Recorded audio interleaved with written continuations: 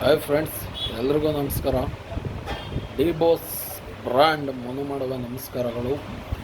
D Janata party ಇನ್ಸ್ಟಾಗ್ರಾಮ್ಗೆ ಎಲ್ಲರೂ ಅತಿ ಹೆಚ್ಚು ಸಂಖ್ಯೆಯಲ್ಲಿ ಜಾಯ್ನ್ ಆಗಿ, ಯಾಕಂದರೆ ಡಿ ಬಾಸ್ನ ಕರೆತರುವ ಅಭಿಮಾನಿ ಸಾಗರಗಳ ಒಂದು ಒಕ್ಕೂಟಗಳನ್ನ ಮಾಡ್ತಾಯಿದ್ದೀವಿ. ಡಿ ಬಾಸ್ ಜನತಾ ಪಾರ್ಟಿ, ಅದಕ್ಕೆ ನೀವು ಬೆಂಬಲ ಕೊಡಿ. ಈಗ ಟ್ರೆಂಡಿಂಗಲ್ಲಿರೋದು ಡಿ ಬಾಸ್ ಜನತಾ ಪಾರ್ಟಿ. ಮೊದಲು ಕರುನಾಡ ಪ್ರಜಾಪಕ್ಷ ಅಂತ ಮೂವಿಲಿತ್ತು, ಬಾಸ್ ಮೂವಿಲಿ, ಡೆವಿಲ್ ಮೂವಿಲಿ. ಈಗ ಡಿ ಬಾಸ್ ಜನತಾ ಪಾರ್ಟಿ ಅಂತ ನಮ್ಮ ಸೆಲೆಬ್ರಿಟೀಸ್ಗಳು ಅದನ್ನು ಮಾಡ್ಕೊಂಡಿದ್ದಾರೆ. ಅದರಿಂದ ಈಗ ಕೆಲವೊಂದು ವಿಚಾರ ಅಂತ ಹೇಳಕ್ಕೆ ಬಂದೆ ಅಂದರೆ, ಅವರ ಅಭಿಮಾನಿಗಳು ಅದರಲ್ಲಿ ಅತಿ ಹೆಚ್ಚು ವ್ಯೂಸ್ಗಳು, ಲೈಕ್ಸ್ಗಳು, ಕಮೆಂಟ್ಗಳು ಜಾಸ್ತಿ ಆಗಲಿ.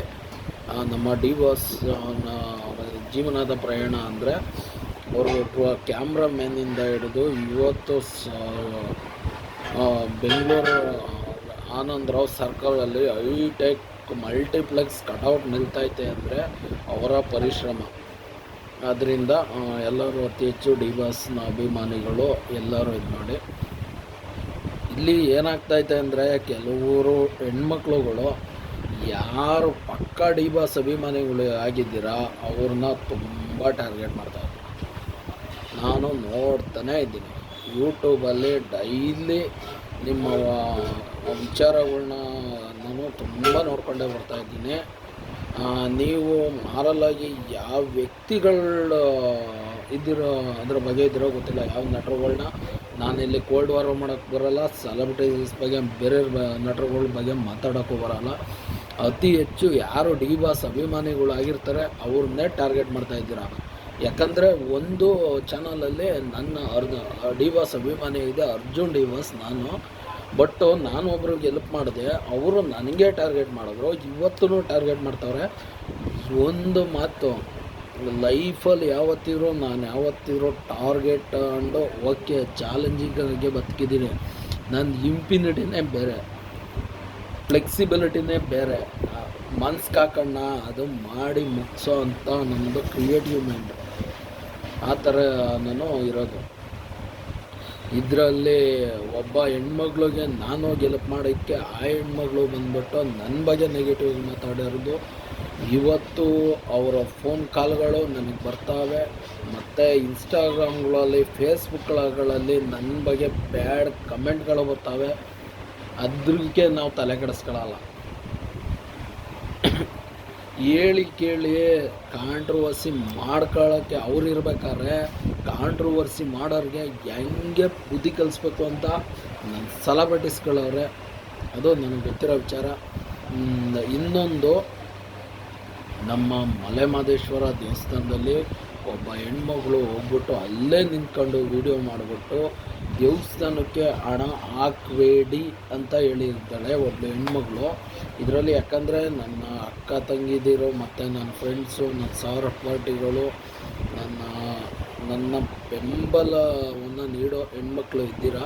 ಅದಕ್ಕೋಸ್ಕರ ಒಂದು ಹೆಣ್ಣು ಅನ್ನೋದಕ್ಕೋಸ್ಕರ ಬೆಲೆ ಕೊಟ್ಟು ನಾನು ಮಾತಾಡ್ತಾಯಿದ್ದೀನಿ. ಯಾಕಂದರೆ ನನ್ನ ಮೈಂಡ್ಸೆಟ್ಟಲ್ಲಿ ಅವಾಚ ಶಬ್ದಗಳನ್ನ ಉಪಯೋಗಿಸೋಂಥ ಸಿಟ್ಟು ಬರ್ತಿದೆ. ಆ ಎಮ್ಮಂಗೆ ಆ ದೇವಸ್ಥಾನದಲ್ಲಿ ನಿಂತ್ಕೊಂಡು ಆ ದೇವಸ್ಥಾನದ ಆಡಳಿತದ ಬಗ್ಗೆ ಮಾತಾಡಲಿ, ನಾನು ಬೇಜಾರಿಲ್ಲ. ದೇವಸ್ಥಾನಕ್ಕೆ ₹1 ದುಡ್ಡು ಹಾಕಬೇಡಿ. ಈ ಕಿಡಿಗೇಡಿನ ಅಲ್ಲಿ ಯಾರು ಪರ್ಮಿಷನ್ ಕೊಟ್ಟಿದ್ದು, ಯಾರು ಕಳಿಸಿದ್ದು?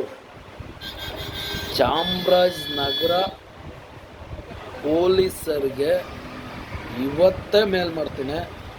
ಅಲ್ಲಿ ಮಲೆ ಮಹದೇಶ್ವರ ಬೆಟ್ಟ ಮತ್ತು ಅಲ್ಲಿ ಫಾರೆಸ್ಟ್ ಡಿಪಾರ್ಟ್ಮೆಂಟಲ್ಲಿ ಯಾರು ಇರ್ತಾರೆ, ಫಾರೆಸ್ಟ್ ಡಿಪಾರ್ಟ್ಮೆಂಟಲ್ಲಿ ಯಾರು ಮೇಲ್ವಿಚಾರಕರು ಇರ್ತಾರೆ, ಮತ್ತು ಮಲೆ ಮಹದೇಶ್ವರ ಆಡಳಿತ ಮಂಡಳಿ ಅವ್ರಿಗೆ ಆ ಫೇಸ್ಬುಕ್ಕಲ್ಲಿ ಆ ವ್ಯಕ್ತಿ ಮಾತಾಡಿರುವಂಥ ವಿಡಿಯೋ ಇದೆ, ಖುದ್ದಾಗಿ ಕಳಿಸ್ತೇನೆ.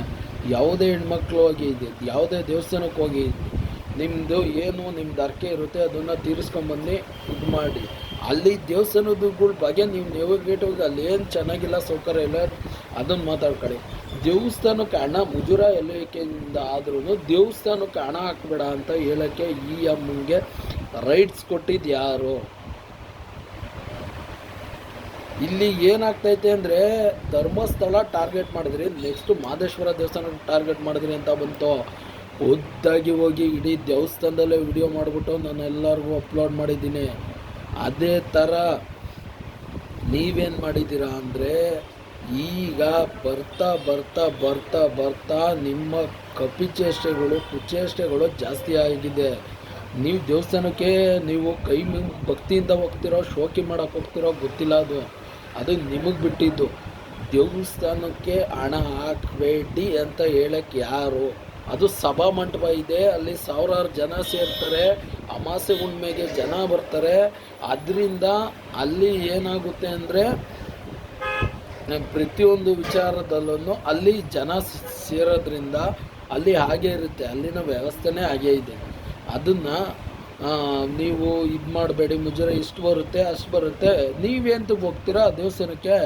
ಚಾಮರಾಜನಗರ ತಾಲೂಕು ಮಲೆ ಮಹದೇಶ್ವರ ಬೆಟ್ಟದಲ್ಲಿ ಇರೋ ಭಕ್ತ ಸಮೂಹಗಳನ್ನ ನೀವು ಏನಾರ ಫೇಸ್ಬುಕ್ಕಲ್ಲಿ ವಿಡಿಯೋ ಮಾಡಿದ್ದು ನೋಡಿದ್ರೆ ಮುಂದಿನ ದಿನ ದೇವಸ್ಥಾನಕ್ಕಲ್ಲ ಆ ಮಾದಪ್ಪನ ಬೆಟ್ಟ ಅಲ್ಲ ಕೊಳ್ಳೆಗಾಲ ತಲುಪ್ತಿದ್ದಂಗೆ ಲಾಕ್ ಮಾಡ್ತಾರೆ, ಅದಂತೂ ಗ್ಯಾರಂಟಿ.